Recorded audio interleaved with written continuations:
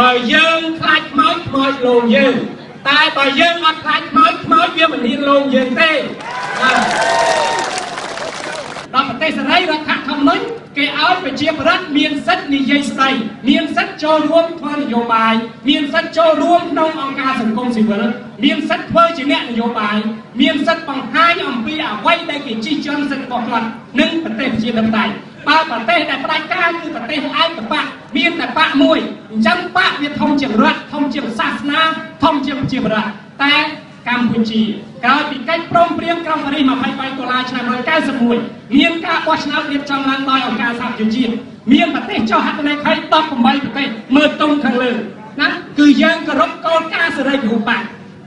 ចឹងប្រជាប្រដ្ឋគឺកាត់បោះឆ្នោតគឺឬមេដឹកនាំណាដែលចេះដឹងសុខទុក្ខរបស់គាត់សុខរបស់គាត់គឺស្អីសុខកើតមកជាមនុស្សរស់រានមានជីវិតភាពស្មើគ្នារស់ហូបគ្រប់ទៅមន្ទីរពេទ្យគេមើលអត់យកលុយទៅគ្រូគេអត់ខ្វល់អំពីការយកលុយពីកូនសិស្សគឺដោយសារស្អីដោយសារអ្នកដឹកនាំមនុស្សតែផ្ដាច់ការបាត់បង់សិលធម៌បាត់បង់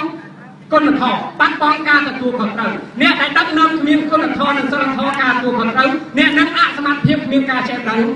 គ្មានយុត្តិធម៌គ្មានដំណាលភាពស្អីទៅការចេះដឹងអ្នកដឹកនាំត្រូវចេះដឹងថាស្អីទៅអ្នកដឹកនាំឲ្យនឹងដឹកទៅ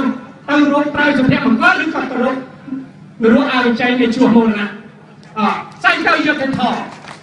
យើងត្រូវចែកវាឲ្យដាច់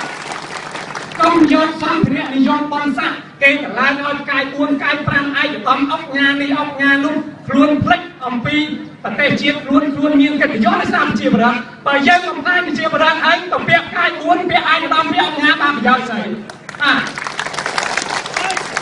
ហើយពាក្យអុកញ៉ានិងឯកឧត្តមនេះគឺជាពាក្យថ្លៃថ្នូរបំផុតសម្រាប់អ្នកដែលធ្វើគុណធម៌បើយើងខ្លាចខ្មោចខ្មោចលងយើង